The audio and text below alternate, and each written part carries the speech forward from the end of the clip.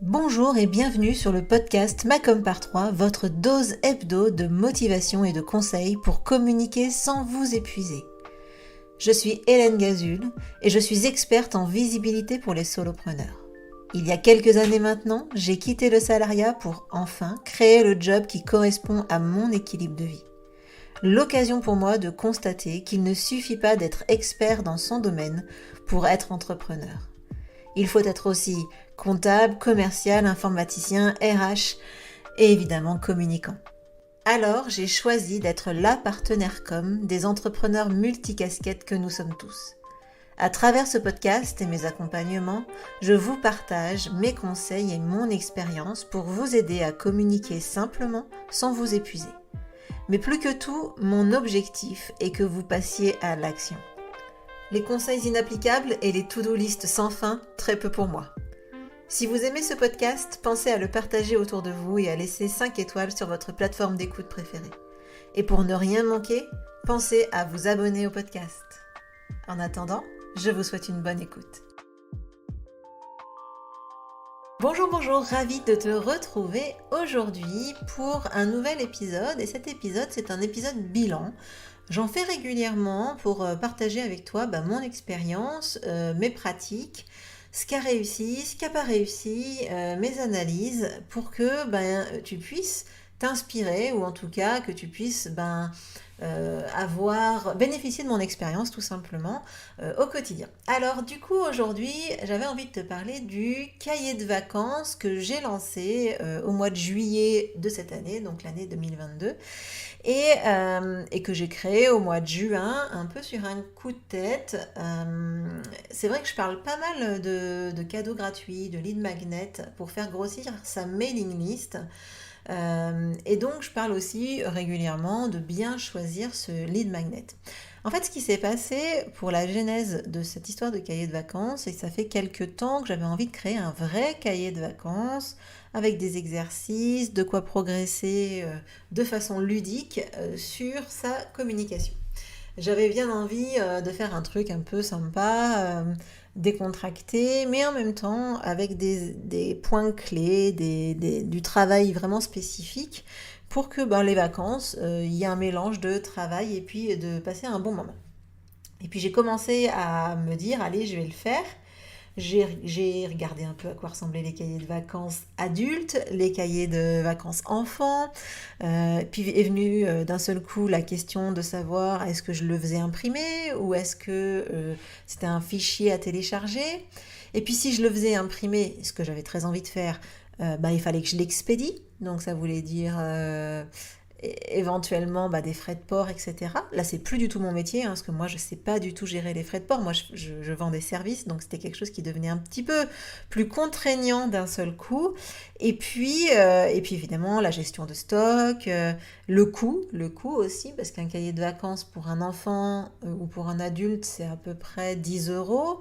Moi, pour que ça soit rentable par rapport au temps que j'allais y passer, plus l'impression, plus, hors frais de port, imaginons, ça faisait vraiment déjà beaucoup plus cher que ça. Et puis les frais de port, j'avais regardé et c'était vraiment assez cher. Donc je m'étais dit, ça va être compliqué à vendre et surtout, j'avais pas le temps de mettre tout ça en place pour que ce soit nickel au moment des vacances. Puisque je m'y suis prise un petit peu tardivement, en tout cas par rapport à l'ampleur du travail à réaliser. Mais en même temps, cette idée, quand je l'ai énoncée sur Instagram et que j'ai parlé un peu de cette idée à ma communauté en leur disant, voilà, tant pis, je fais une croix sur le cahier de vacances, il y a eu une espèce de vague de messages, ah bon, dommage, j'avais vraiment envie d'un cahier de vacances, ça avait l'air super chouette, gna gna gna gna. Donc je me suis dit, bon, soit, tant pis, je peux faire une autre version du cahier de vacances. Donc j'ai décidé en juin de créer un cahier de vacances pour les entrepreneurs qui s'appelait Comme un air de vacances, comme avec COM apostrophe, le jeu de mots. Et la tagline, c'était « Amuse-toi avec ta com pour gagner tes cadeaux inédits de l'été ». Voilà. Le concept en soi, c'était un cahier de vacances qui permet vraiment de se détendre tout en essayant de trouver, l'idée c'était de trouver un mot de passe pour accéder à une page cachée de mon site internet et sur laquelle il y avait des offres, des cadeaux gratuits, il y avait aussi des offres avec des bonnes remises, des formations à moi avec des remises importantes. L'idée initiale, en plus de ces offres de remise, c'était de proposer des formations d'autres personnes, d'autres entrepreneurs, qui pouvaient intéresser mon audience à des tarifs préférentiels également. Donc ça, c'était le projet initial. Et puis, au final, ça n'a pas été exactement ça.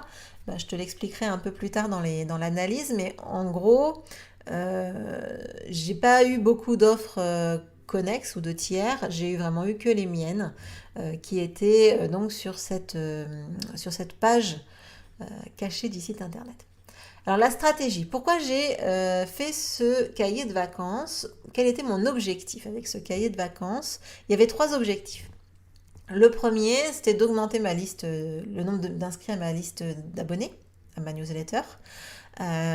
Pour tout simplement faire grossir mon nombre de prospects éventuels, mais aussi parce que en fait finalement quand on envoie des newsletters, c'est quelque chose de très très naturel de perdre des abonnés à chaque fois. C'est-à-dire qu'il y a des gens qui vont tout simplement se désinscrire à chaque newsletter. Ce sont des choses qui arrivent, c'est même assez sain finalement et c'est assez normal. Donc de temps en temps, il faut, entre guillemets, je dis il faut, en tout cas moi, je décide de temps en temps de réactiver certains cadeaux gratuits pour pouvoir augmenter mon nombre de prospects.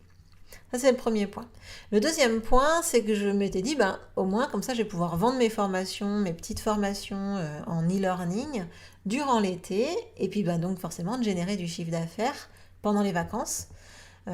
Et puis mon objectif aussi par ce biais-là, c'était de faire découvrir mes petites formations et puis de montrer aux personnes qui les achètent comment je travaille et de leur donner un avant-goût pour éventuellement aller plus loin vers mon offre Macom par 3. Donc l'offre signature que j'ai qui est un accompagnement général sur la communication pour créer un système de communication général.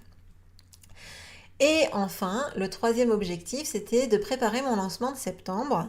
En gros, je voulais que ma mailing list, elle grossisse pour qu'en septembre, ce soit... j'ai déjà plus de monde sur ma mailing list puisque en septembre, je comptais refaire une action, on va dire, de promotion pour le programme Macom par 3. Donc ça, c'était les objectifs. Je ne m'étais pas mis d'objectifs chiffrés parce que voilà, c'était plutôt, on va dire, une action, on va dire, de communication générique. Mais en tout cas, puis bon, je l'ai un peu improvisé, je dois avouer. Donc celle-ci, j'avais pas mis d'objectifs spécifiques. Mais voilà, c'était pas d'objectifs chiffrés en tout cas. Mais en tout cas, j'avais quand même des grandes idées, des grandes raisons de me lancer dans ce cahier de vacances. La stratégie de diffusion du cahier de vacances, eh bien tout simplement, déjà j'ai informé toute ma mailing list, donc j'ai donné ce cahier de vacances à ma communauté et aux abonnés de ma liste email. J'ai aussi diffusé l'information sur les réseaux sociaux. Donc là, en l'occurrence, moi, mon réseau social de prédilection, c'est Instagram. Mais j'en ai quand même parlé également sur LinkedIn. J'en ai parlé dans le podcast pendant à peu près tout l'été. Donc si vous êtes passé à côté de l'information cet été, c'est que vous avez tout simplement oublié d'écouter les épisodes de podcast. Et puis enfin, j'ai fait aussi une action de publicité Facebook. Donc j'ai investi, il me semble, 200-250 € sur cette campagne de publicité. L'objectif, c'était d'avoir un peu plus de monde, de tirer profit de ce travail que j'avais engagé pour ratisser plus large que mon audience actuelle. Donc ça, c'était pour la stratégie. Maintenant, venons-en au bilan et puis après, je vous ferai mon analyse. Je fais deux étapes dans le bilan. Premièrement, vraiment le bilan, on va dire, des chiffres. Donc déjà, en termes d'accueil, le cahier de vacances, il a beaucoup plu. Vraiment, mon audience, mes abonnés à la newsletter, ils ont vraiment beaucoup aimé le format, l'idée. Vraiment, le concept leur a vraiment bien plu. Donc ça m'a fait plaisir parce que quand on fait un travail et qu'on crée quelque chose, ben ça fait toujours plaisir que ce soit, euh, que ce soit accueilli avec enthousiasme. Donc ça, c'était le cas. J'ai vraiment reçu beaucoup de retours. Les personnes qui l'ont téléchargé m'ont dit qu'il était super chouette, etc. Donc ça, merci à vous hein, pour tous vos retours. Ça m'a vraiment fait plaisir de voir que cette idée vous avait plu. Ensuite, le nombre d'inscrits, le nombre de téléchargements de ce cahier de vacances.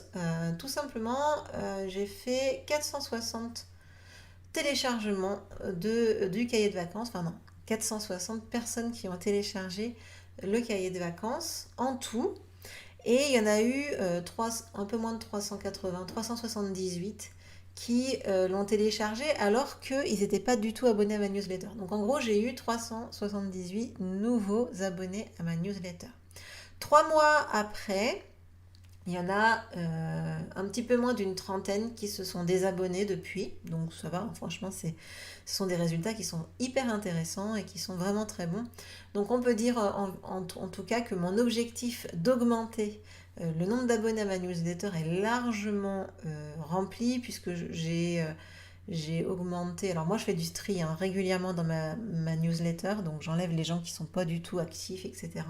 Donc là je pense que j'ai augmenté de 30-40% mon nombre d'abonnés à ma newsletter. Donc ça, voilà pour les chiffres en termes de nombre d'inscrits.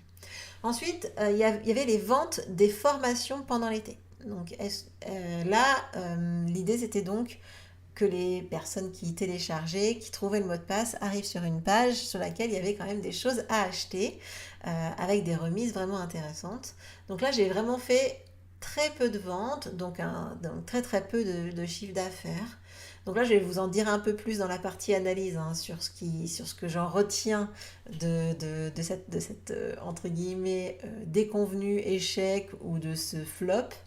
Mais clairement, là, oui, enfin, on ne peut pas dire que l'objectif soit atteint sur cette partie-là qui était d'avoir du chiffre d'affaires pendant l'été. Là, c'était pas terrible. Et enfin, les ventes durant le lancement qui a suivi. Donc, ça, c'est ce que je vous disais dans les objectifs. L'objectif, c'était de préparer mon lancement de septembre. Donc là, eh bien, j'ai fait une des ventes que j'ai faites, elle provient uniquement et intégralement du cahier de vacances. D'autres clients qui ont téléchargé hein, le cahier de vacances ont acheté, mais bon, ils me connaissaient déjà avant. Mais en tout cas, une personne qui ne me connaissait pas avant le cahier de vacances a finalement acheté une des offres, seulement 3 mois après. Donc c'est quand même quelque chose qui est assez intéressant compte tenu de l'offre que je vendais. Donc là, on va y venir dans la partie, on va dire, analyse. Je vais vous en dire un petit peu plus sur cette partie-là. Alors, j'ai décidé d'analyser deux choses. D'une part, l'organisation et d'autre part, les résultats par rapport aux objectifs que je m'étais fixés. Donc en termes d'organisation, donc j'ai réussi à lancer ce cahier de vacances de façon assez sereine. Ça m'a pas vraiment beaucoup demandé de temps de le réaliser. C'était quelque chose qui était assez simple. Et puis même l'offre qui allait avec, c'était des choses qui étaient assez simples puisque en fait c'était des formations que j'avais déjà et que j'ai tout simplement remisées. Après, il y avait un petit cadeau gratuit qui était planifié 6 mois de contenu ou planifier sa com à 6 mois. Ça, c'était un contenu que j'avais déjà par ailleurs et que tout simplement j'ai sorti pour l'occasion. Ensuite, sur la partie organisation, ça a forcément impacté les ventes, notamment les ventes de l'été. Pourquoi? Parce que je m'y suis prise peut-être un petit peu tard pour contacter ces fameux partenaires. Vous savez, au début, je vous ai dit que initialement, l'objectif, c'était de proposer des formations de partenaires, de personnes tiers en tout cas, qui étaient en lien, ou en tout cas qui pouvaient intéresser mon audience et de les proposer des tarifs vraiment intéressants. Bon, soit je m'y suis prise trop tard, soit c'était pas le bon timing pour les personnes, etc. En attendant, j'ai pas tenu compte du délai que ça pouvait prendre de créer des offres pour moi, par exemple, ou de créer des pages spécifiques, ou de créer des liens affiliés, etc. Aussi de négocier les remises. Enfin bref, tout ça, ça m'a... Voilà, j'ai perdu du temps, j'étais pas forcément dans le timing. Donc j'ai pas reçu les liens pour ces formations et ces contenus-là à temps pour le lancement du cahier de vacances. Donc j'ai pas pu en faire bénéficier les personnes qui ont téléchargé le cahier de vacances. Donc évidemment, il y en a certaines que je pourrais vous proposer plus tard. Bon là, pour le coup, j'ai pas encore eu le temps de le faire, mais c'est quelque chose que je garde en tête, qu'il y a quand même des formations qui étaient vraiment chouettes. Mais en attendant, j'ai pas pu le faire. Et donc, ça a forcément impacté aussi potentiellement les ventes qui auraient pu être faites durant cette période. Donc clairement, j'aurais pu m'y prendre plus tôt, mais en même temps, j'avais aussi décidé que c'était pas quelque chose qui me prendrait beaucoup de temps, et du coup, c'est peut-être pour ça aussi que j'ai pas mis une énergie de fou dans le fait de trouver ces personnes. Après, il y a aussi des personnes qui m'ont jamais répondu, et ça arrive aussi. Donc là, la prochaine fois aussi, peut-être que je me mettrai des plans B sur des différentes thématiques, parce qu'il y avait des thématiques que j'avais identifiées qui me semblaient pertinentes pour vous. Et du coup, quand la personne m'a dit ou m'a pas répondu, j'ai attendu, et puis j'ai jamais eu de réponse. Et donc là, c'est vrai que du coup, la prochaine fois, je ferai peut-être un petit peu différemment. Maintenant, parlons résultats. Qu'est-ce que moi je pense de ces résultats que j'ai obtenus? Déjà, le nombre d'inscrits général, le nombre de téléchargements, ça, c'était juste waouh. Franchement, j'ai été super contente de voir à quel point ce cahier de vacances, il a plu et à quel point vraiment ça a généré des inscriptions, des téléchargements. En plus, la pub Facebook, elle a vraiment cartonné. Moi, j'en fais très régulièrement pour mes clients et franchement, avoir des chiffres pareils, c'est vraiment très très rare. Moi, j'ai eu des adresses email, donc des personnes qui ont téléchargé le cahier de vacances, et ça m'a coûté moins de 1 euro, hein, du coup, ces cahiers de vacances par téléchargement. Ça, c'est vraiment des chiffres qui sont vraiment excellents. Donc, autant dire que là, j'ai vraiment surfé sur le truc. J'ai même augmenté mon budget de publicité parce que c'était vraiment très, très intéressant pour moi. D'autant que, je vous le rappelle, il y a une personne qui a acheté très très vite derrière. Donc quand on sait que son adresse email m'a peut-être coûté 1 euro et que derrière elle a acheté, là ça vaut vraiment le coup. Ensuite, le nombre de ventes pendant l'été, tu l'auras compris, hein, les formations pendant l'été, ça c'était pas bon du tout. J'ai vraiment loupé cette partie-là. Donc à moi de savoir après pourquoi. Mais en attendant, ça n'a pas super bien fonctionné. Là, comme ça, l'analyse que moi je vois, c'est que j'ai finalement assez peu communiqué sur les offres qui étaient dans la page cachée. Donc les personnes qui peut-être avaient téléchargé le cadeau gratuit, enfin le cahier de vacances, peut-être déjà n'ont pas réussi à trouver le mot. D'ailleurs, le mot, c'était plaisir. Voilà, comme ça vous le saurez. Et donc, du coup, peut-être aussi que une fois qu'ils l'ont eu fait, ils sont pas retournés sur cette page ou ils s'y sont pas allés, ils n'y ont pas pensé, etc. Et j'ai pas forcément beaucoup communiqué auprès de ces personnes par email pour qu'elles arrivent à acheter. J'ai même loupé le dernier jour, j'avais mis une date limite qui était le 31 août. Et le 31 août, j'ai même pas envoyé un email pour dire c'est fini, attention, ce soir, il n'y en aura plus. Donc ça, j'ai pas fait. Donc j'ai renvoyé un email en disant je le prolonge jusqu'au week-end qui suivait. J'ai fait le week-end et après j'ai arrêté. Mais en tout cas, c'était pas super bien suivi sur ce coup-là. Parce que déjà, j'avais pas non plus anticipé ces emails-là. J'aurais clairement dû le faire. Parce que pendant les vacances, j'ai pas du tout eu l'esprit, la tête à envoyer des newsletters. Donc l'anticipation sur l'intégralité de l'action de communication, ça aurait été vraiment bien plus efficace à mon avis. Donc petite leçon pour plus tard, il faut anticiper jusqu'au bout, pas faire que la moitié. Et enfin, pour le nombre de ventes lors du lancement, donc comme je le disais dans l'épisode, j'ai eu une personne qui en 3 mois est passé de je connais pas Hélène à je lui achète une formation à 2400 euros. Et ça, c'est vraiment un excellent résultat. 2400 euros pour 1 euro l'adresse email, je vous rappelle, c'est quand même quelque chose qui est hyper intéressant. Parce que c'est vrai que du coup, moi, je vends pas des petites formations. Je vends quand même des gros accompagnements. Donc, que quelqu'un fasse ce pas-là de passer de je la connais pas à je lui achète en 3 mois, c'était vraiment quelque chose qui était vraiment, vraiment très très bon. Moi, normalement, je suis plutôt sur 6 mois environ. Donc, c'est vrai que c'est pas forcément si facile de créer ce lien et de convertir ses prospects. En plus, ben, c'est un excellent résultat, tout ça parce que, comme je te le disais, j'ai pas beaucoup investi en temps sur ce cahier de vacances. Alors, je vais pas dire que ça m'a rien pris comme temps, mais c'est vrai que c'était pas non plus une action de folie qui prenait un temps fou. En tout cas, voilà, c'était plutôt finalement assez créatif.